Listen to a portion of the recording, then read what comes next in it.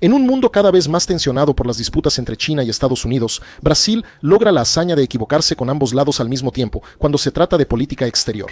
Por un lado, tenemos a personas que creen, con una inocencia casi infantil, en un mundo multipolar, como si la multipolaridad fuera sinónimo de equilibrio, cuando en la práctica significa caos sistémico, aumento de la inestabilidad y vulnerabilidad extrema para países medianos y pequeños, como Brasil, que no tienen masa crítica para sobrevivir en este tipo de desorden global.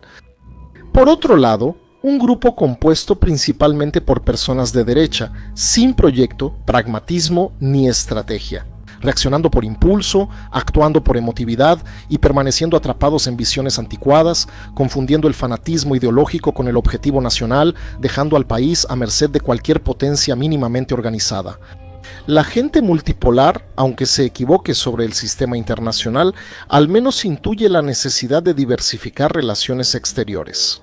El otro grupo insiste en una visión casi religiosa y mesiánica de Estados Unidos, pensando que para que Brasil triunfe como Estados Unidos no hay que copiarlos, sino rendirse ante ellos, en un ritual patético de sumisión, idolatría y adoración, como si la obediencia ciega a Washington fuera recompensada mágicamente en el futuro, con inversiones, asociaciones y benevolencia geopolítica. Este analfabetismo geopolítico de la derecha brasileña impide cualquier posibilidad futura de un gobierno alineado a sus intereses en el ámbito internacional. Y digo mínimamente porque en la práctica Brasil no tiene una derecha estructurada, solo una centroizquierda menos inclinada a la izquierda que los grupos tradicionales, como también hace inviable la propia supervivencia política de ese gobierno más alineado a la derecha en el poder. Sin lectura del sistema internacional, sin pragmatismo y sin noción de correlación de fuerzas, cualquier gobierno está condenado a ser corto, frágil y desechable. Ese analfabetismo geopolítico, esa desconexión con la realidad, esa ausencia de pragmatismo internacional y sumisión fanática con idolatría mesiánica a Washington forman un núcleo duro que define hoy a la derecha brasileña cuando el tema es política exterior y geopolítica. Todo esto basado en la creencia delirante de que Estados Unidos en 2020 sería igual que en 1960 y 70, no lo son y nunca más lo serán. Una cosa que la derecha brasileña necesita aceptar es que Estados Unidos no son amigos, no son aliados naturales y mucho menos socios estratégicos de la derecha brasileña. Ellos tienen sus propios intereses y esos intereses son de orden geopolítico y no ideológico. O sea, ellos incluso no son nuestros enemigos, definitivamente no son amigos ni aliados, y van a usar cualquier recurso a su disposición para neutralizar competidores. Lo que en ciertos casos incluye a gran parte de la derecha brasileña, como haría cualquier potencia. Por eso, de manera clara y sin romanticismo, Brasil no tiene aliados internacionales, ya que nunca formó su propio bloque regional. Tener una relación sumisa e idólatra con Washington no es realismo, pragmatismo ni estrategia. Es pura y simplemente autodestrucción geopolítica de la derecha brasileña, por cada uno de los motivos que voy a presentar en el video de hoy. Pero antes de verlos, no te olvides de compartir el video con todos los que conozcas. Para ayudar al canal Geopolítica Mundial a seguir creciendo, tu apoyo es muy importante, y por eso, si compartes, ayudas mucho al canal más de lo que te imaginas. Si te gusta el canal, ¿lo consideras? Ser miembro gracias a quienes ya lo son permite que este canal exista, por eso tu apoyo es clave. Mi nombre es Geopolítica Mundial y este es el canal Geopolítica Mundial.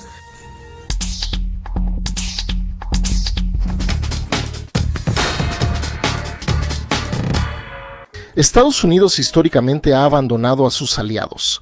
Estados Unidos firmó acuerdos de paz en 1973 y retiró sus tropas de Vietnam del Sur, provocando la caída de Saigón en 1975, y marcó el abandono de los aliados survietnamitas que, derrotados y sin apoyo estadounidense, quedaron a merced de las tropas Vietcong, oficiales militares, funcionarios y comerciantes survietnamitas que sirvieron a estadounidenses. En los años siguientes fueron reeducados en campos especiales o ejecutados posteriormente. Estados Unidos, mediante la CIA, apoyó en secreto la rebelión kurda contra Irak hasta 1975, cuando Irán e Irak llegaron a un acuerdo. El acuerdo de Argel llevó a Estados Unidos a cortar esa ayuda, y el resultado fue que los combatientes kurdos, entonces sin apoyo, sufrieron una violenta represión por parte de Saddam Hussein. Sin embargo, los kurdos no aprendieron.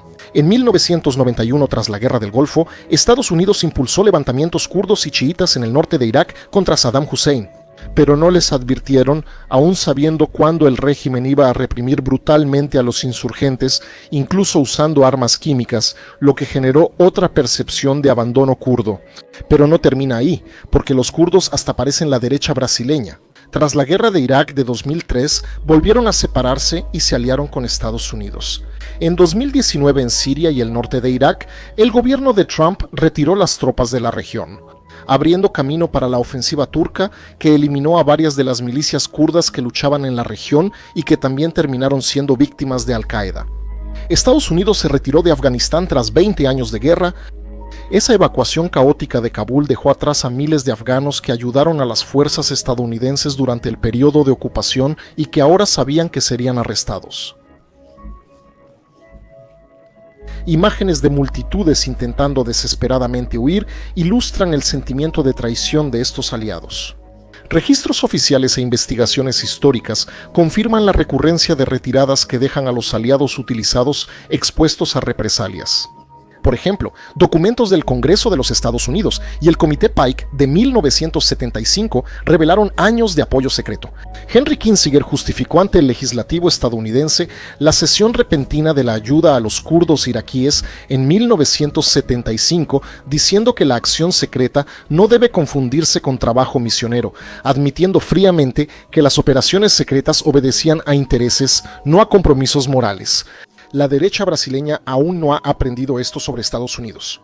Esa declaración consta en testimonios oficiales y es citada frecuentemente como evidencia de que Estados Unidos prioriza razones de Estado en detrimento de los aliados kurdos, sin remordimiento por esas traiciones, lo que no sorprende en una gran potencia. Sobre Afganistán, informes recientes confirman cifras de aliados dejados atrás. Por ejemplo, en 2021 aproximadamente 60.000 afganos que trabajaron como intérpretes o empleados administrativos tenían solicitudes de visa especial para Estados Unidos porque estaban en riesgo de muerte. Después de la retirada estadounidense, testimonios de los propios veteranos y de oficiales militares de Estados Unidos, publicados por la prensa, describen el sentimiento de deber no cumplido al abandonar a los afganos que actuaron como sus socios. Entonces, tenemos como evidencia sólida fuentes primarias y análisis reconocidos, con registros oficiales en testimonios ante el Congreso, memorandos gubernamentales estadounidenses que fueron desclasificados, investigaciones periodísticas de gran escala, estudios académicos y reportes de think tanks militares. Alguien con visión escéptica y admirador de Estados Unidos diría que no todos sus aliados fueron abandonados. Estados Unidos mantuvo compromisos duraderos con socios estratégicos en Europa Occidental, Japón, Corea del Sur, Israel y otros. Sin embargo, la nueva doctrina de Washington sobre la OTAN deja claro que Estados Unidos no va a salir oficialmente de la OTAN, pero se retirarán materialmente y dejarán la responsabilidad de la gestión de la OTAN a los propios europeos. Lo que se ha visto en los hechos es que se han repetido casos concretos en los que Estados Unidos, al no ver más ventajas estratégicas, retiraron su apoyo a gobiernos o grupos, incluso si estos estaban alineados ideológicamente con los estadounidenses, lo que incluye a la derecha brasileña, lo que debería ser una advertencia en particular para los movimientos de derecha en Brasil, porque la lección implícita es que alinearse con Estados Unidos no garantiza apoyo por mucho tiempo, y de hecho termina sirviendo como pieza de negociación contra el grupo rival. Cuando cambian las circunstancias geopolíticas o la política interna de Estados Unidos, el apoyo también cambia. El caso histórico más relevante para Brasil fue el apoyo de Estados Unidos al régimen militar de 1964 y su retiro gradual en los años 70, y los estadounidenses tienen un excelente instrumento y argumento para su volatilidad e inestabilidad. Responsabilidad en alianzas, que es su propia democracia. El hecho de que haya alternancia de poder público en la dirección de la Casa Blanca exime a los nuevos líderes de la responsabilidad adquirida por los líderes anteriores. Ellos usan los cambios de gobierno para romper acuerdos anteriores, según les convenga, argumentando siempre que eso fue un error cometido por la administración anterior. Que Donald Trump retire las sanciones contra Alexandre de Moraes con la ley Magnitsky no debería sorprender ni apoyar a la derecha brasileña. Si tuviera alguna noción de realismo, sin embargo, sigue en idolatría y sumisión fanática a los Estados Unidos. Parte de eso gracias a Olavo de Carvalho. El problema, sin embargo, va más allá del hecho de que Estados Unidos abandona a sus aliados. Es mucho peor que eso, porque el gran polo exportador de la cultura de izquierda woke fentanyl, que es todo lo que la derecha jura combatir, pero cuyos parlamentarios brasileños, que se dicen de derecha, abrazan alegremente en temas en el Congreso, son los Estados Unidos, una exportación de cultura y valores norteamericanos que, en teoría, debería ser vista como contraria a la agenda conservadora brasileña, en la misma época de la redemocratización de Brasil. La globalización se intensificó con Hollywood y la difusión de valores occidentales liberales, y también la creciente influencia de ONGs internacionales, muchas de origen norteamericano, estableciendo derechos humanos que fueron corrompidos para servir de protección a criminales, derechos ambientales y derechos identitarios, algunas veces en conflicto con segmentos conservadores, religiosos y militares. En Brasil, en 2010, servicios como Netflix y redes sociales impulsaron series y contenidos estadounidenses que destacan a personajes homosexuales. Narrativas de guerra racial, sobre todo de afrosupremacismo, crítica al nacionalismo y a la religión, así como la demonización del odio. Hombre blanco heterosexual señalado como causante de los males del mundo. Y además, un estímulo y glorificación del uso de drogas, de hecho incluso la sexualización infantil. A la vez, grandes empresas tecnológicas de Estados Unidos enfrentaron el dilema de moderar contenido, porque al combatir las noticias falsas y los discursos de odio, terminaron prohibiendo y limitando las voces de la derecha, incluso de la derecha en Brasil, en sus plataformas, lo que generó acusaciones de censura. La persecución a la derecha inició cuando Elon Musk compró Twitter y reveló documentos internos. En 2020, el gobierno de Biden y corporaciones estadounidenses impulsaron políticas ambientales y de derechos humanos distintas a las prioridades de la derecha brasileña, que prioriza la soberanía económica sobre la Amazonía y valores tradicionales, como el hallazgo de que USAID financiaba marchas del orgullo gay y promovía la libertad y la hipersexualidad. Ese choque de agendas refuerza la percepción en sectores conservadores brasileños de una influencia extranjera liberal en el rumbo del país. Sin embargo, incluso con todas esas pruebas documentadas, públicas, conocidas, evidentes y nada discretas, mostrando que son los estadounidenses quienes están detrás de esas agendas, la derecha brasileña insiste, de forma muy tonta, en que esto es una conspiración de China o Rusia. Según un análisis publicado en la Gaceta do Povo, el soft power estadounidense se extiende a la producción cultural, a la producción de activismo y a la producción de ideas y vocabulario académico. O sea, se reconoce que Estados Unidos genera y exporta contenidos culturales, modelos de militancia y términos académicos que han influido directamente en los debates en Brasil. Esto explica el fenómeno reciente de movimientos identitarios brasileños que replican agendas e incluso eslóganes originados en Estados Unidos, como la adopción de los pronombres neutros del inglés. Durante años, esto solo cambió supuestamente con la administración de Donald Trump. La queja central de los movimientos de derecha en Brasil fue la censura abiertamente ejercida en las plataformas de redes sociales con sede en Estados Unidos. La influencia de estas agendas estadounidenses en la educación y justicia brasileñas es mayor de lo que se cree. Las universidades brasileñas adoptaron teorías críticas y términos de universidades de Estados Unidos, como estudios de género y raza, inspirados en la academia estadounidense. Un ejemplo claro es la proliferación de cursos, investigaciones y grupos activistas que usan términos en inglés como empoderamiento, lugar de habla y cancelación. Documentos de fundaciones como la Ford Foundation y Open Society revelan financiamiento de iniciativas progresistas en Brasil, desde los años 90 frecuentemente trayendo consultores y expertos de Estados Unidos para seminarios. En el ámbito jurídico, varios juristas brasileños citan la jurisprudencia y doctrina norteamericana sobre derechos civiles y libertad de expresión, para temas de izquierda pero con censura a todo lo que está asociado a la derecha.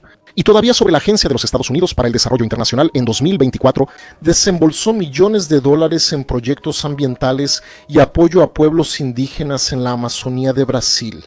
Estas organizaciones incluyen grupos como Fondo Mundial para la Naturaleza Brasil, Instituto Internacional de Educación, Centro de Trabajo Indigenista y otros, que han sido criticados por la derecha por interferir en la soberanía nacional, sobre todo diluyendo la influencia del Estado brasileño en tierras indígenas, obstaculizando aspectos clave de la seguridad nacional, como la cuestión de la extracción de fertilizantes que se encuentran en tierras indígenas, así como atacando al agronegocio brasileño. Pero una de las cosas cruciales es cómo la USAID financió iniciativas de periodismo llamadas verificación de hechos o fact-checking en Brasil que revisan temas de la derecha alegando que eran noticias falsas. Aunque la gran mayoría después se confirmó como real, y todavía dentro de esa exportación de cultura woke y fentanilo, no podemos olvidarnos de las drogas. Tengo toda una serie de videos aquí en el canal que muestran, con base en documentos del propio gobierno estadounidense, cómo la CIA estuvo durante 6 décadas continuamente involucrada con narcotraficantes aquí en Brasil.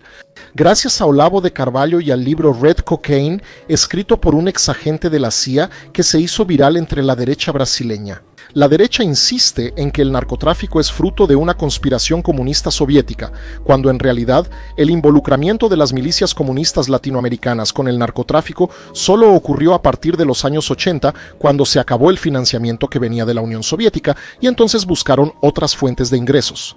Porque, déjame ser muy claro, el libro Red Cocaine es falso. No presenta ninguna prueba porque, según el autor, él todavía no podía presentar esas pruebas porque seguía en activo, pero que al jubilarse mostraría pruebas de la implicación soviética con la cocaína. Ya han pasado más de 30 años, se jubiló 2 años después de la publicación del libro y nunca mostró esas pruebas.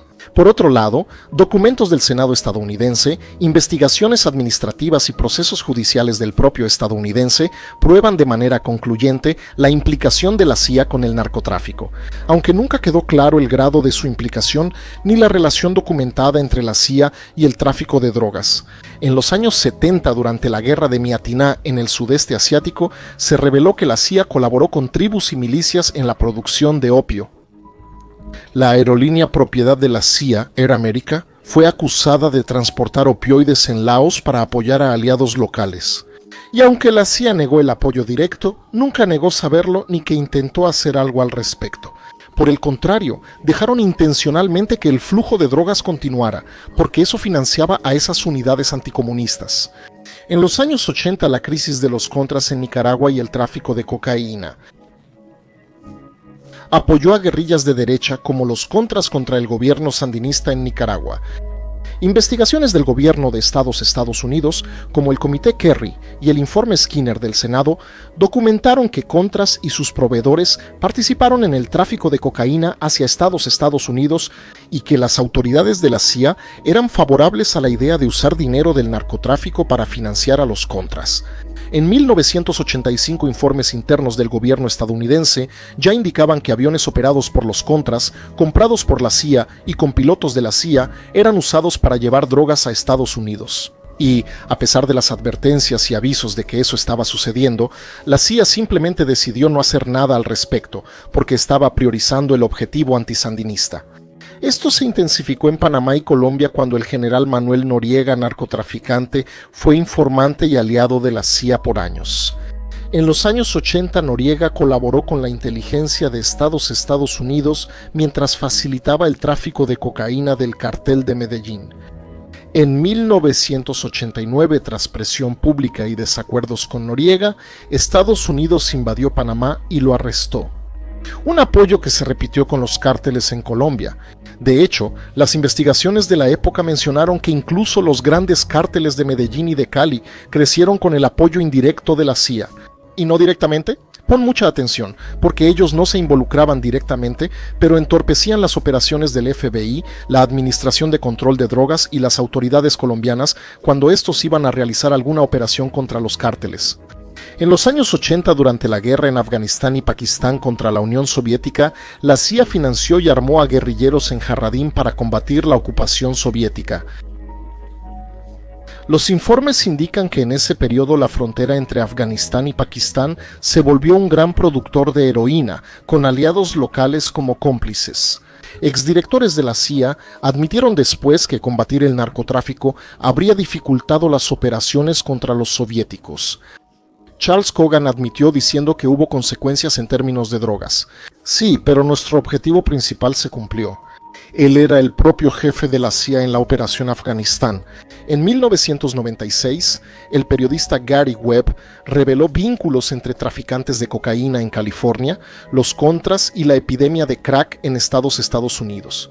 La CIA permitió la entrada de cocaína para financiar a la guerrilla, provocando investigaciones internas. Y en 1998 el inspector general de la CIA publicó informes admitiendo públicamente que la CIA sabía del involucramiento de los Contras con el tráfico de drogas, pero no transmitía adecuadamente esa información a las agencias antidrogas. Lo hacía a propósito, ya que eso podía entorpecer las operaciones antiguerrilla y más tarde en la guerra en Afganistán. La CIA prohibió al ejército de los Estados Unidos realizar operaciones contra los productores de heroína en Afganistán, porque estos eran aliados contra los talibanes. Así como determinó que la Fuerza Aérea estadounidense no realizara operaciones de ataque en las áreas de producción de droga para no correr el riesgo de que esas plantaciones fueran dañadas, incluso sabiendo que esa producción era para el narcotráfico. Y de nuevo, no es algo que siquiera se haya mantenido en secreto, con varios oficiales militares estadounidenses denunciando la frustración por el involucramiento con esos traficantes. Si los movimientos de derecha en Brasil, que valoran la seguridad y valores antinarcóticos, esperan apoyo coherente de Estados Unidos. Los hechos muestran contradicciones. Y si sigues el canal, vas a recordar el video que hice hablando del programa nuclear brasileño, donde abiertamente en varias ocasiones actuaron en contra de Brasil. Porque hay un patrón continuo, documentado y recurrente de interferencia estadounidense cada vez que Brasil intentó avanzar en áreas sensibles, como el programa nuclear espacial, misiles, supercomputación y tecnologías de doble uso.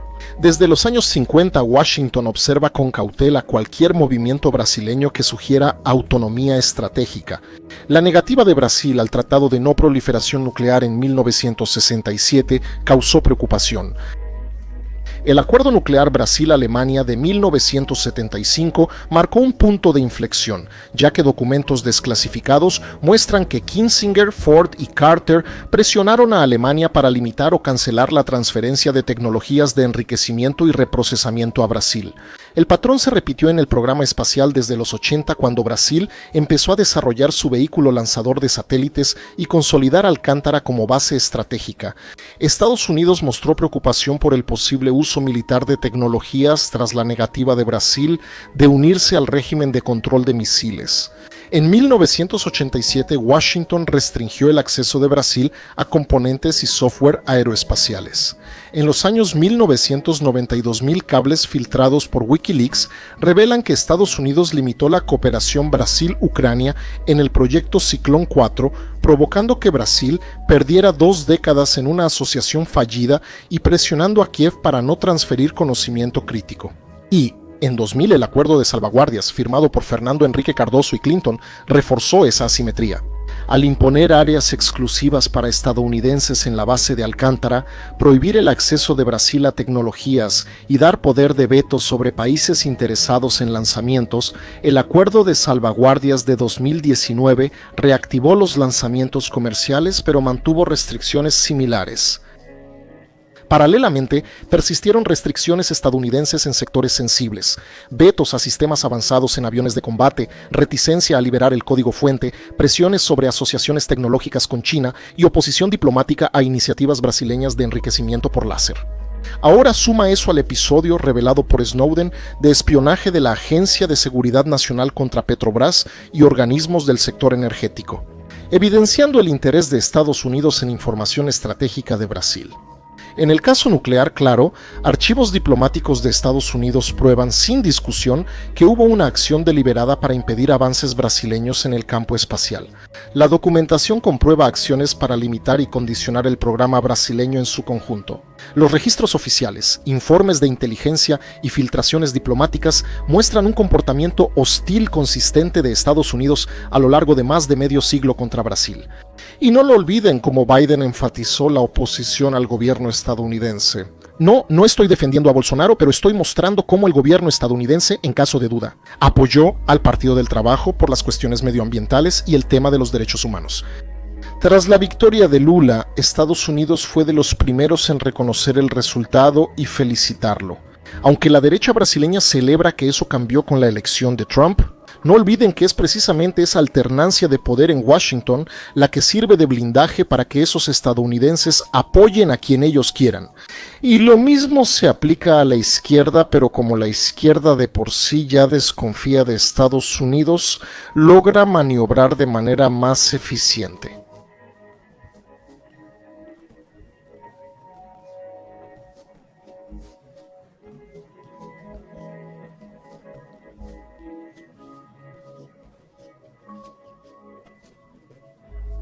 En relación a eso, la derecha brasileña necesita evolucionar y entender que los Estados Unidos de 2020 no son los Estados Unidos de 1960 y o la derecha brasileña deja de someterse de manera patética y servil a los Estados Unidos o estará destinada al fracaso cada vez que logre acercarse al poder.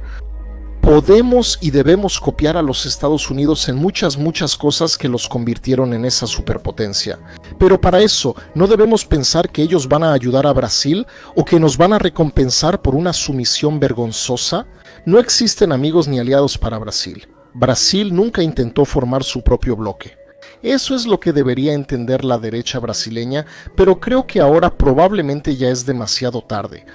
Y aquí, amigos, entra un último detalle rápido para que terminemos este video. Hoy es un hecho que la derecha, históricamente aquí, se ha apoyado en Estados Unidos como sus grandes aliados, sus grandes apoyadores.